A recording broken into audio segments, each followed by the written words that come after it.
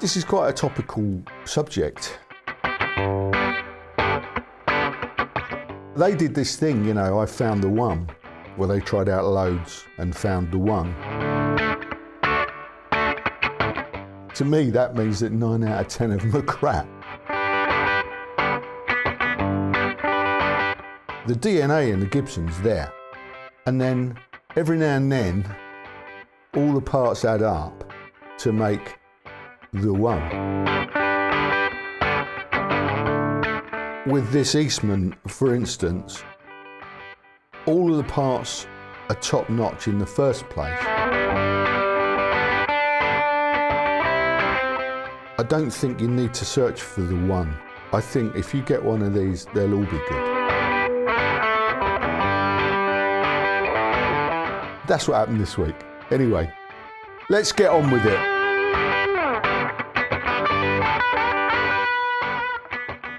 Hello everyone, thanks for joining us. Welcome to the Guitaristas. So today, we're going to do another one of those comparison films that I sometimes do. 3 guitars we're going to look at today. Broadly similar, well, they look the same, but they'll have differences in terms of maybe price or what they're made out of or origin. So these are the guitars we're going to look at today. This one first, in front of me here, we've got to start with old scratch, my Gibson Les Paul Jr. This one here, the Epiphone Billie Joe Armstrong signature Les Paul Jr.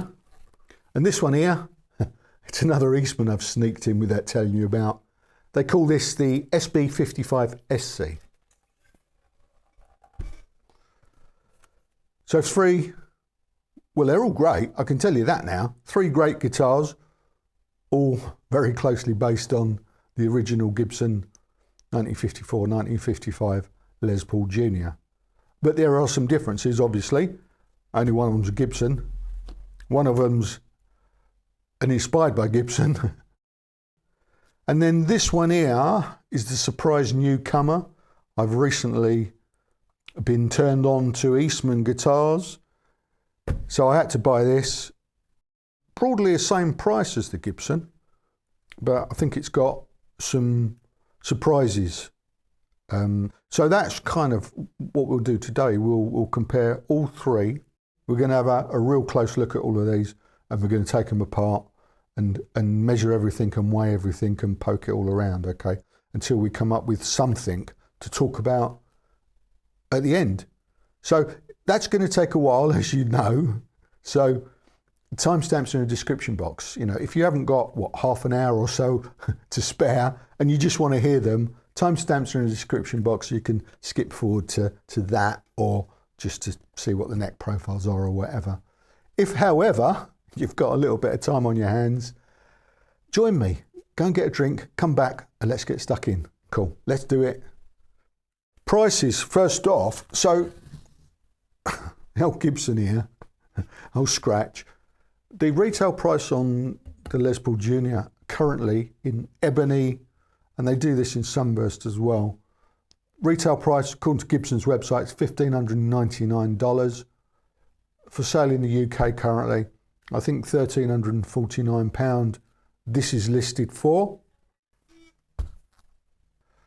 And this one, so this is the Billie Joe Armstrong signature Epiphone Les Paul Jr.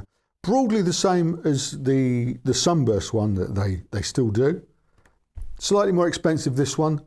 It's a better colour, in my humble opinion. Slightly better neck profile, which is why I kept this one, and I've since traded the other one on. So we're looking at this one today. This is still only, if you can get one, $549. It's listed on the Epiphone website. They are still available in the UK. I checked. There's one online for £449. That's great value, and this also comes with a hard case, unlike the sunburst one. And the Eastman, retail price $1,599, same as the Gibson. Street price today, I think it was £1,279 I saw one advertised for. I paid roughly that for it as well. Now, they're all made of wood.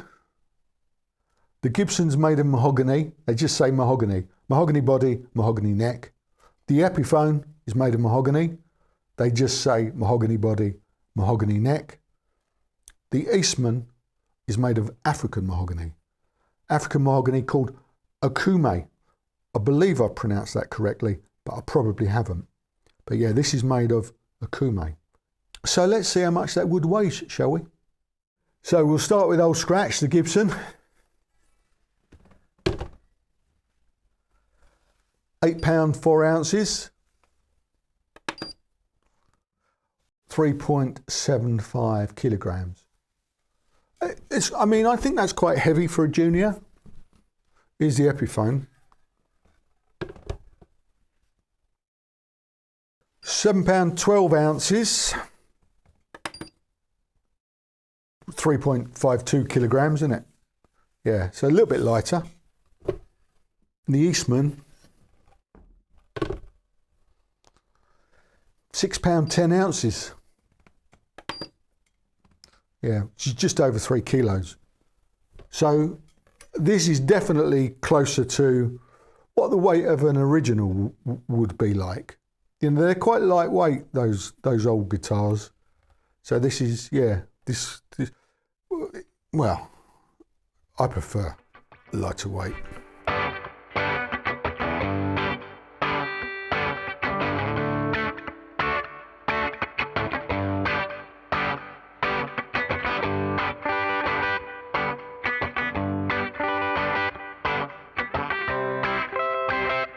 We'll start with the finish, the paint. So Gibson gloss nitrocellulose. That's what they use, isn't it? And being black guitars show up all the imperfections. And this guitar, I mean, I joked earlier about the paint flaws. Well, this has got paint flaws. Well, I imagine they are paint flaws. It might not be the paint, it might be the body underneath. But the paint being black shows up all imperfections. And you can probably see, it's got this weirdness going on. It's kind of like lines, tram lines, don't know what they are, sinkage lines. No one's been able to explain it properly.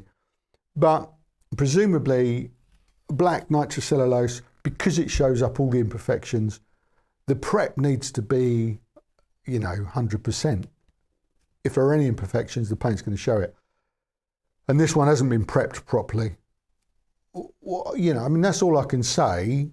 It shows the imperfections, so they should have probably put more effort into it. I suspect if this was a custom shop guitar, it wouldn't be like that. Anyway, beyond that, this particular guitar came covered in scratches, which are not Gibson's fault. They're at fault of the shop that sold it to me. That's well documented in a film. I'll put the link in the description box, so catch up later on with the story of how this guitar came to be known as scratch, or old scratch, as I sometimes call it. And the Epiphone, gloss polyurethane, tough as old boots, smooth as you like, and no imperfections whatsoever on this. It's really nice job, and it's a lovely colour, isn't it? Vintage white. I mean, the Eastman's another thing entirely. This is what they call their antique varnish finish. It comes across as slightly relict. It has got scratches on it. In fact, that scratch there I've put on that. This finish does mark very easily. I will tell you that now, guys. A lot easier than nitrocellulose. So be aware of that. You're buying a guitar that is from new, kind of got a light relicking on it. You can see that there. Now this is hand finished. This is an antique varnish, which is kind of like a French polishing job. That's not one of those sexual innuendos that they used to use back in the 70s, by the way. This is I can't believe I said that. It's hand rubbed. I'm digging deeper into a hole, aren't I? Yeah, it's that, isn't it? It's got that antique varnish finish, layers of varnish put on by hand, and it gives it this effect. There you go. And they're all quite unique because they're done by hand, and they will continue to relic quite quickly, I imagine. So as I say, that's just a little scratch that I've put on here.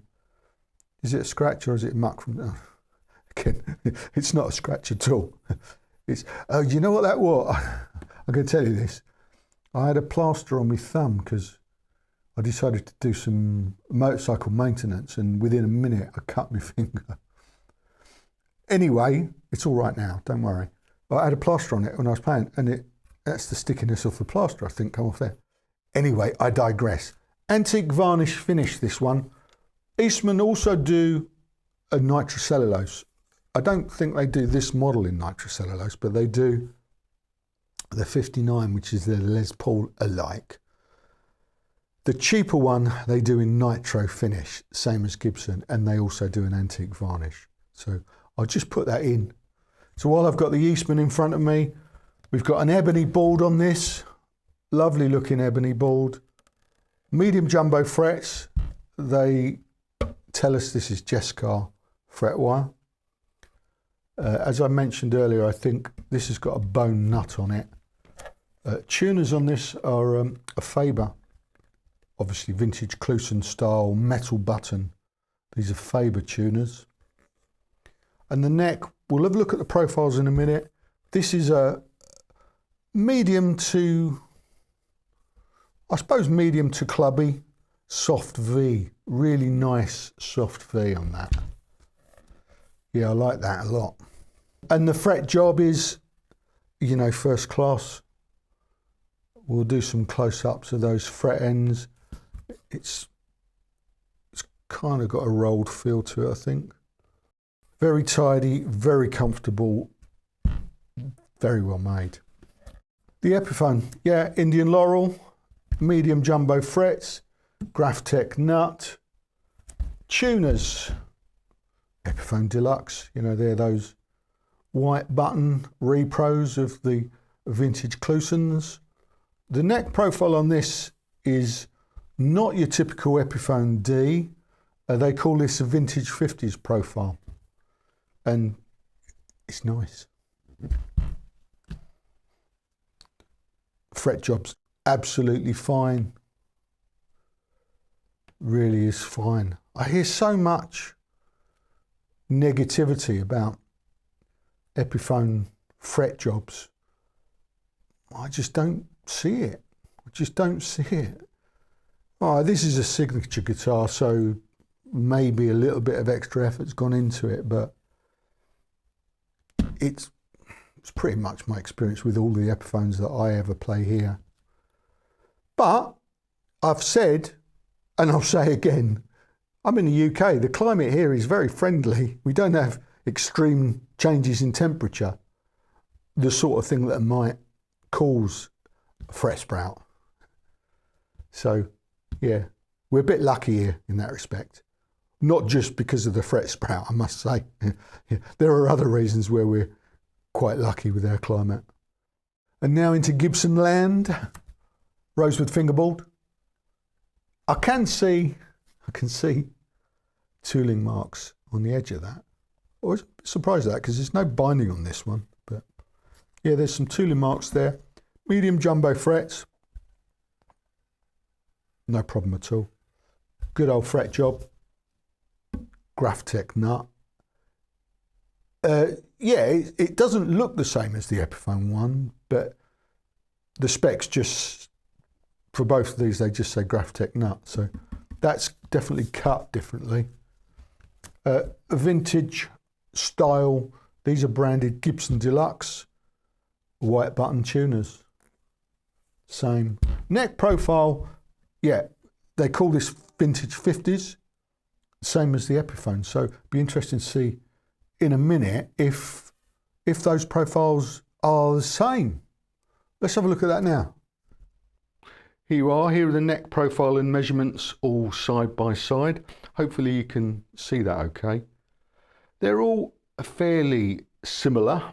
The Epiphone and the Gibson, yeah, there's not a lot in it there. There's a little bit of difference up at the first fret. The Gibson's a little bit deeper up at the first fret.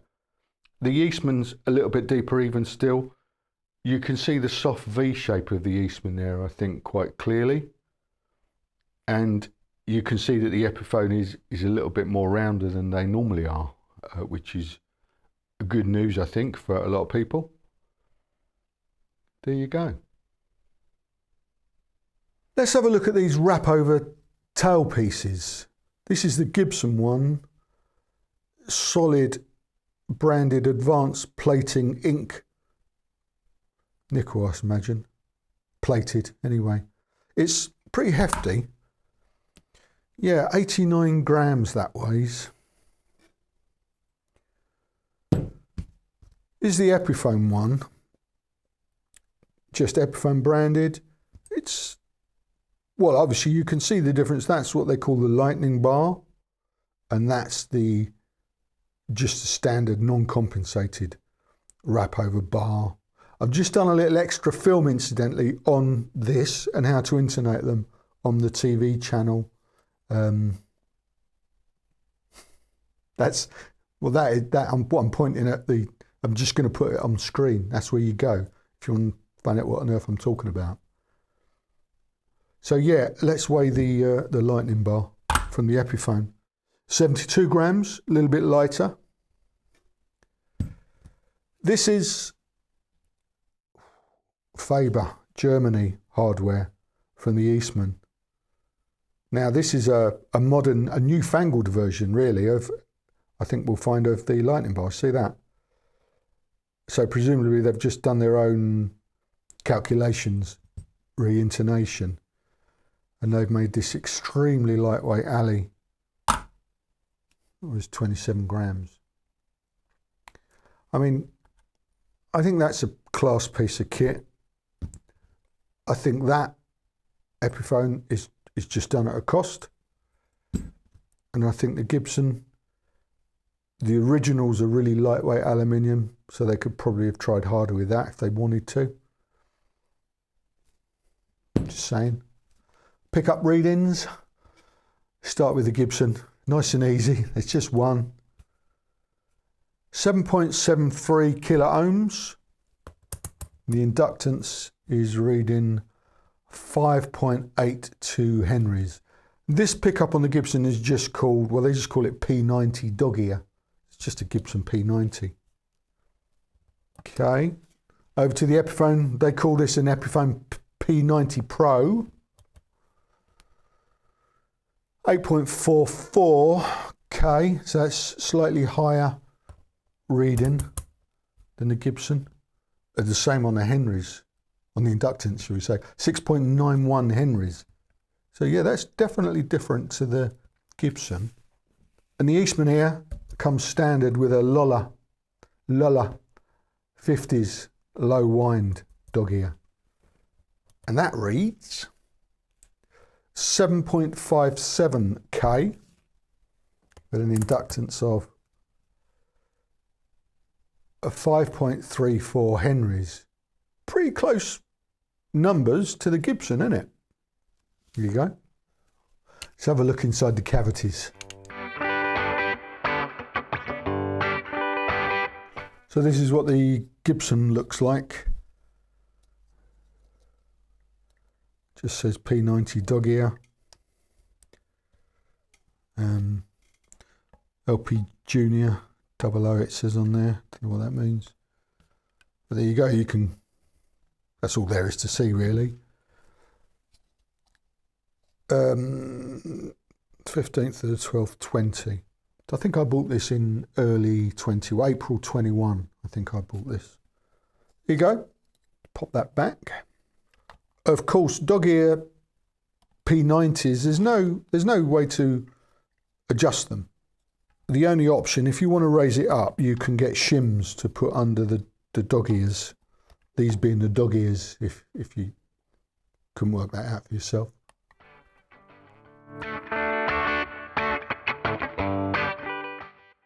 There you go, Gibson branded pots, orange drop cap, 223K, that is, and that's fixated on the reverse, on earthed to the back of the tone and wired to the centre lug of the tone. That is. Okay, that's all there is to see there.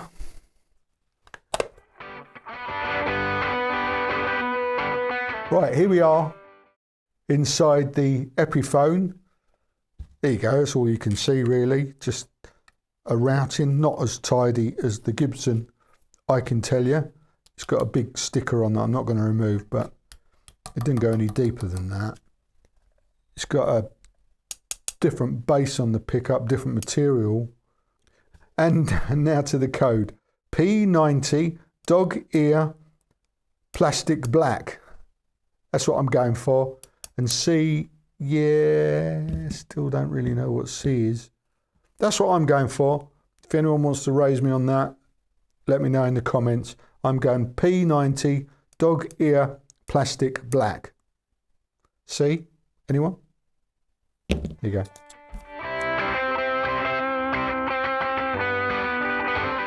CTS 500k pots. A little cap that I can see is wired centre lug of the tune, centre lug of volume. So that's wired differently to the Gibson, and it's got a plug-in pickup, like all inspired by Gibsons. It's got some shielding on the back of that cover on this one as well. That's what that looks like. So it's definitely got more of a handcrafted look about that route. You know. Anyway, that's what that looks like, and that says Eastman Lola pickups LW. It's got to be a low wind 2022 bridge, that says. There you go.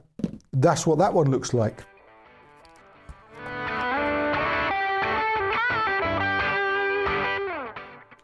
And here's the Eastman wiring. So CTS 500k pots, Sprague cap of the 22 variety, wired centre lug of the tone to the hot lug on the volume. So all three of these are wired differently. It's interesting. And finally, I just want to have a look under the truss rod cover of the Eastman. We know what the Gibson and the Epiphone are going to look like, but this one is slightly different. It's got one screw, and the truss rod cover on this is made from ebony, I believe. I think that is.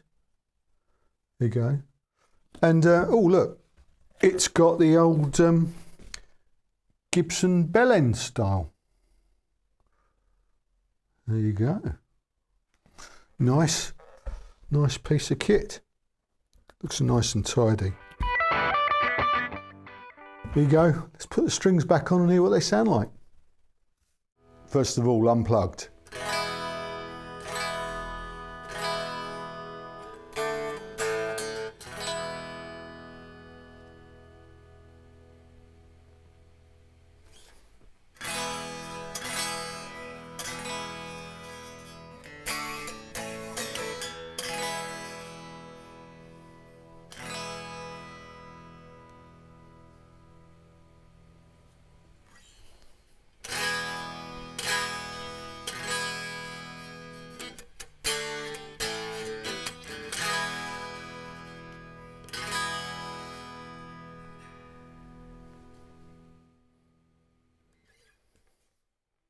Today I'm using the Princeton 65 rig again with the aux attenuator.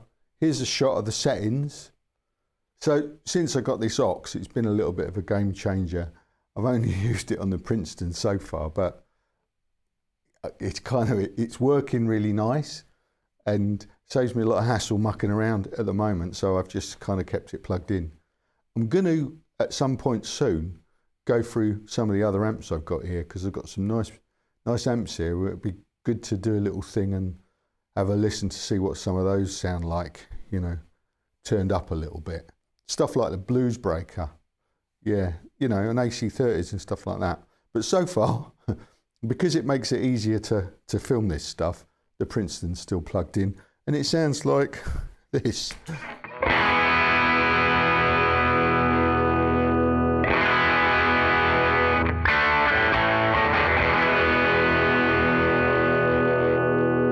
So you can see why I've just left it.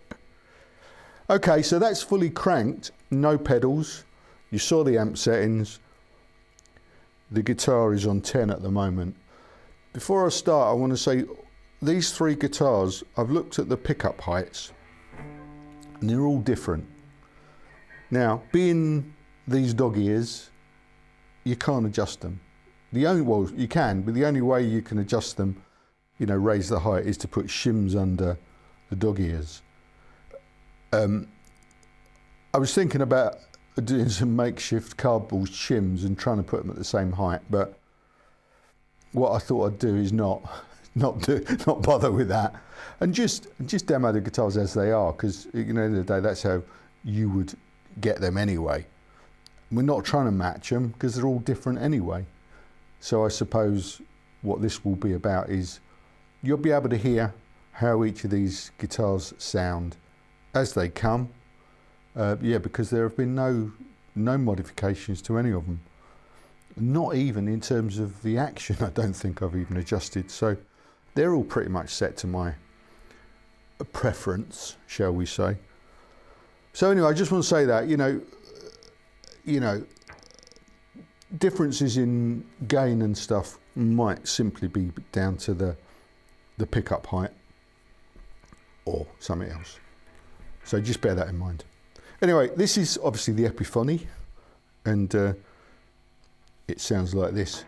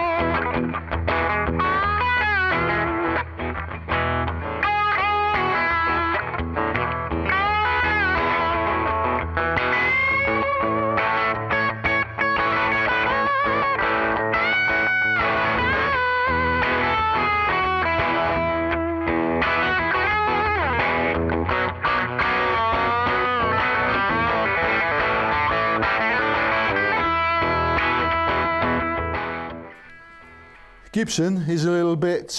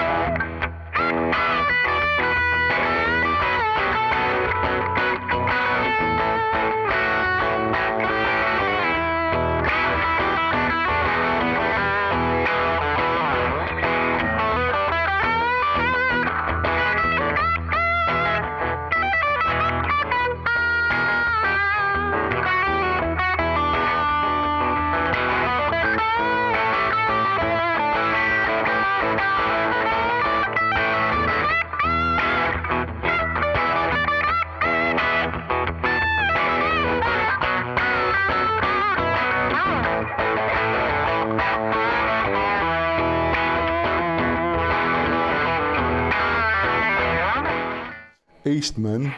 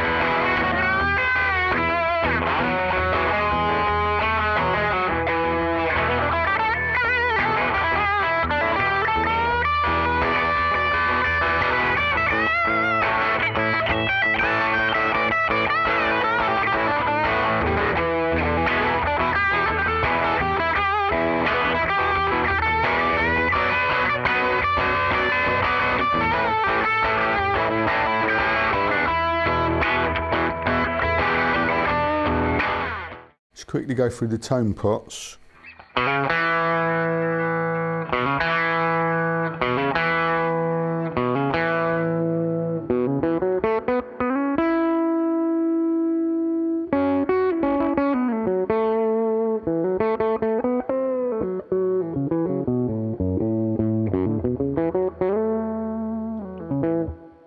Let's add soul food.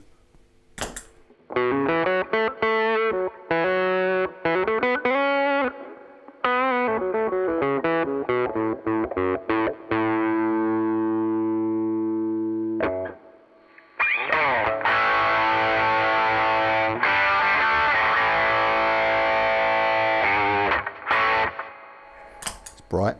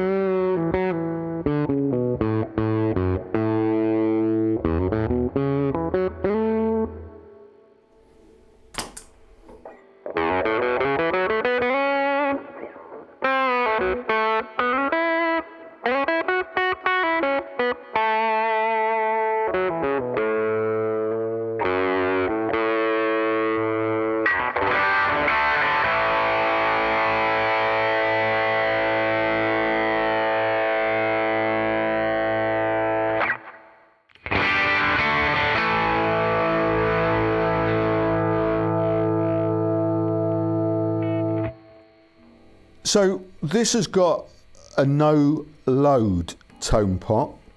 So when it's on 10, it kind of feels like it's got a magnet keeping it on 10. So you have to give it quite a, not a big tug, but a bit of a tug. Give it a bit of a tug to turn it down, basically. So that's on 10.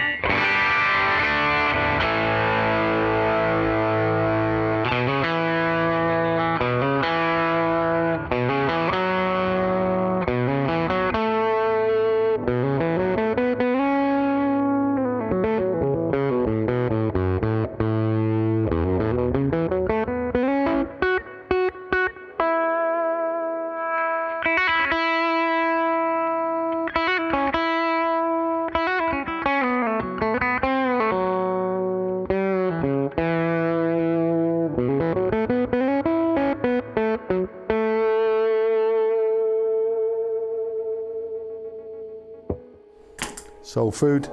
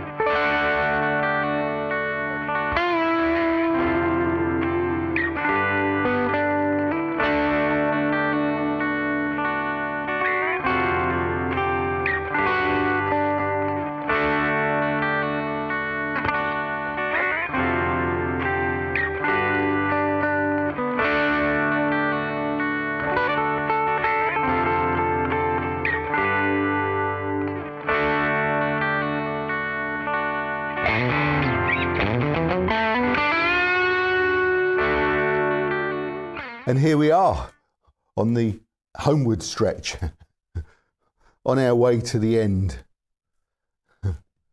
So this is, I like this bit. This is where I have to sum up what I've done, what I've seen. I've seen a lot of it because I have been editing it and listening to it, trying to piece it all together.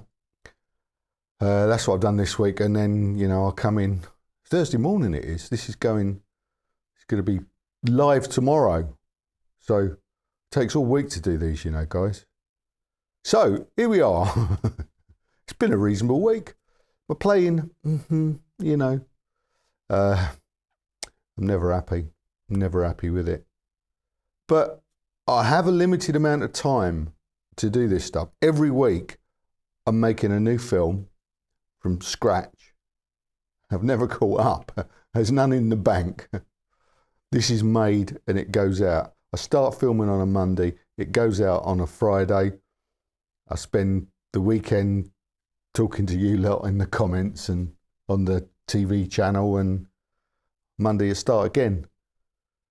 So the playing part, you know, I have a limited amount of time to do that because it takes a while to do the other stuff, just to upload the stuff, you know, to render it all in, to edit it and stuff. So I can only really spend a few hours playing, and what you get is what happened. That's what happened this week. Anyway, let's get on with it. These guitars are all great. I said that right at the very beginning, and nothing's changed. They're all great guitars. Look, there's nothing you can do on these two that you can't do on the Epiphone. You know, it's an affordable version of these two, and it's bloody great. I want to talk about the Gibson because I've said before on the channel that quite often these are underwhelming. They don't live up to the expectations that you might have, you know, because of what you paid for it and what's on the headstock. This particular guitar, Old Scratch,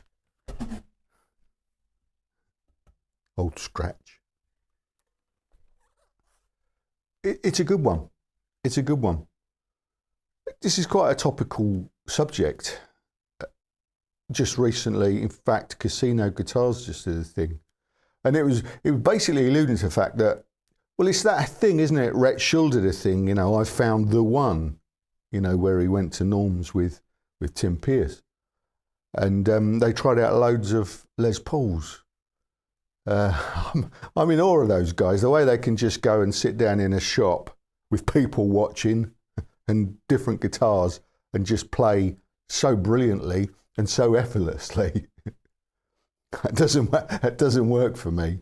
I went to a guitar shop last weekend, actually, last Saturday, and tried out a guitar. Now, my version of that is I pick it up, I play it, I say, oh, no, I don't need to plug it in. I have a few strums, and I go, yeah, that'll do. And I'm out of there because I got that thing that a lot of you guys I know have got, a fear of playing in guitar shops. What was I talking about? Yeah, so they did this thing, you know, I found the one, where they tried out loads and found the one. And then Casino Guitars did that, you know, one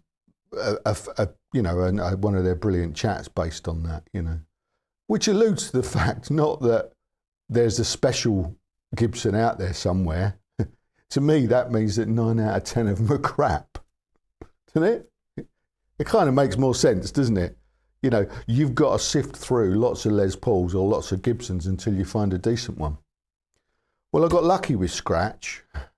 Apart from the obvious flaws that the paint is shit and it was scratched up by the shop that I got it from. Now that I've lived with this and I've played it quite a lot, it seems to have come into its own. And when I pick Old Scratch up, I can feel it. It feels great. It sounds good. It's definitely got a kind of a heft to it. I suppose the only way I can describe it is that I can hear the weight in it. It's got, you know, it's got a nice sound to it. And I can feel that when I play it. And I don't often say that about Gibsons. I've gone on record lots of times saying it didn't feel any different to the Epiphone or whatever. I will say today this does feel a little bit different to this Epiphone. It's not massive, but there's something, there's that, I think there's that extra 10%. So perhaps that's what they're talking about. You find that extra 10% when you find the one. So for me, Gibson Les Paul Jr., this is the one. I like it. It sounds great. And, you know, if you, as long as the light doesn't catch it, it looks great as well. So yeah, the Gibson is great. The Eastman, yeah, a lot of people will be put off by its origin. A lot of people will really just go, no. I mean, I say a lot, some, you know, I do get comments and you'll see them and they'll just say, no, and stuff like that. I personally, I don't let politics or personal beliefs get in the way of my guitar gratification. It's as simple as that, you know. It doesn't, you know, that doesn't enter this world for me, but I fully appreciate and respect that it does for some guys. But for me, this guitar, made in China, where they can concentrate more on putting the money into the guitar because of the way that that works. It's got very high-end bits and bobs, shall we say.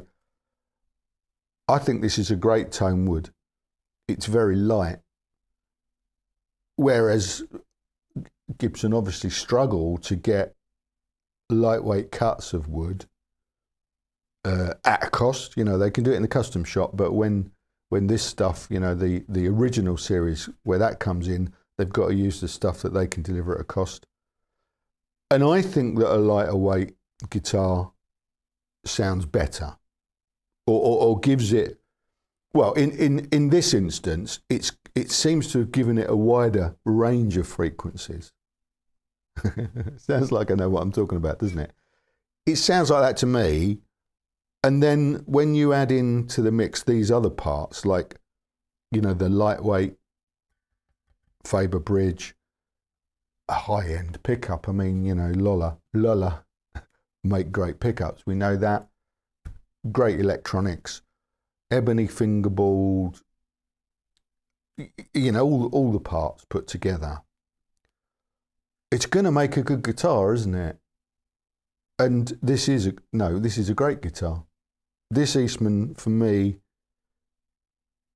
is brilliant. If you're thinking about getting one of these, then don't hesitate. Okay, so here's what I was going to say. I've thought this through. Whereas Gibson, the DNA is all there, isn't it? You know, the DNA in the Gibson's there. And then every now and then, all the parts add up to make the one. Yeah? See where I'm going with this? Whereas with this Eastman, for instance, all of the parts are top notch in the first place. I don't think you need to search for the one. I think if you get one of these, they'll all be good. Whereas I know from experience that Gibsons aren't, and I know from experience that Les Paul Juniors aren't, because I've had others in the past that have been really underwhelming, and you wouldn't tell the difference between an Epiphone and those ones. If you're going to get a Les Paul Junior, I hope that you get the one.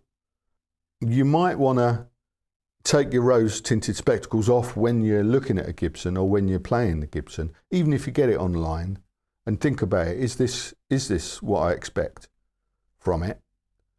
And if you're not sure, then you should question that and maybe say, well, maybe another one's better, and try them, because apparently they're not all good. 9 out of 10 are bad. I can't believe that. You can't go wrong with the Epiphone. Well, certainly if you live in the climate like the UK and you don't have any problem with the frets. The board on this was very dry. I did oil it up when I put the strings on. It could probably do with a bit more. It's you know, it does the job. You know, we've said so many times before, you wouldn't hear the difference between these if you were on stage in a band. You know, so if you were going to gig any of these, you know, use the Epiphone. The Epiphone will look cooler on stage, to be honest with you, anyway, because of the colour. I called it vintage white. I think they actually call it classic white, but it's a, you know, it's a really cool looking guitar, as are they all. Black will disappear on stage probably anyway. The Eastman, you know, will be kind of on your back because it's the lightest. And neck-wise, I prefer the neck on this Eastman. Whilst these two necks are great and very little in it, as you saw, I love the Eastman. It's got that, you know, soft V to it. And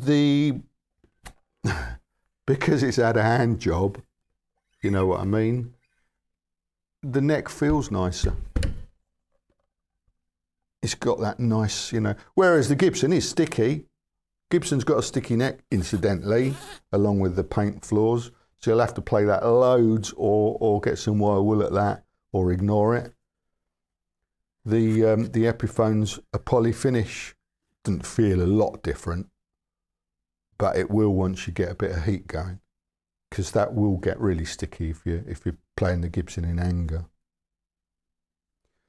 Well, there you go. I've just spoken quite a lot and said some things, and I made a few notes, see if I've forgotten anything. No, I don't think I have. So I'm going to wrap it up there. Before I do that, I want to give another shout out to the TV channel, you know, that there. Just because if you want a little sneak preview on what's coming up next week, for instance, I do stuff like unboxings on there, you know, little bits and bobs, little extra stuff to get a bit of added value on, because it's a subscription channel and it supports this, basically. It keeps this whole thing independent, free of sponsorship, free of payola. No one gives me this stuff. I buy it all, and I need to earn some more money for that. So instead of Patreon and all that nonsense, I've got this TV channel. So there's a little bit of extra content goes up on there. There's going to be an unboxing this weekend of what's coming up next week, and it's a secret. I know. Yeah, well, providing the box arrives, I know. If not, I don't know what I'm going to do. But look, check it out. It's 30 days free. So go and have a look. Even if you're going to do a sneaky one and sign up for 30 days and then not continue it, you'll get away with it. Don't worry, I won't hold it against you. But if you do decide to stick around, it's $50 a year, basically. You know, you can pay it in once, or you can pay it $4.99 a month. Costs you a little bit more if you do it that way. But please, you know, check it out, support the channel. There's a forum there as well, and we swap stuff. You know, we swap pictures of guitar builds and stuff we bought, stuff we want to buy. There's a lot of stuff going on the Guitaristas forum now, and if you haven't seen it, you might be missing out. There's extra stuff if you can handle that. So please check that out, support the Guitaristas, and of course, I'll be here every week anyway with more nonsense like this anyway. So if that's not for you, don't worry. Your support here is equally as appreciated, really, because every click, like, subscribe, whatever it is you do, as long as you watch, that's the important thing. Keep watching. Let me know what you think in the comments. And come back same time next week and find out, if you haven't found out already, incidentally, on the TV channel, come back here next Friday and find out what we're up to then. All right? Cheers for now. See ya. Ta-ra.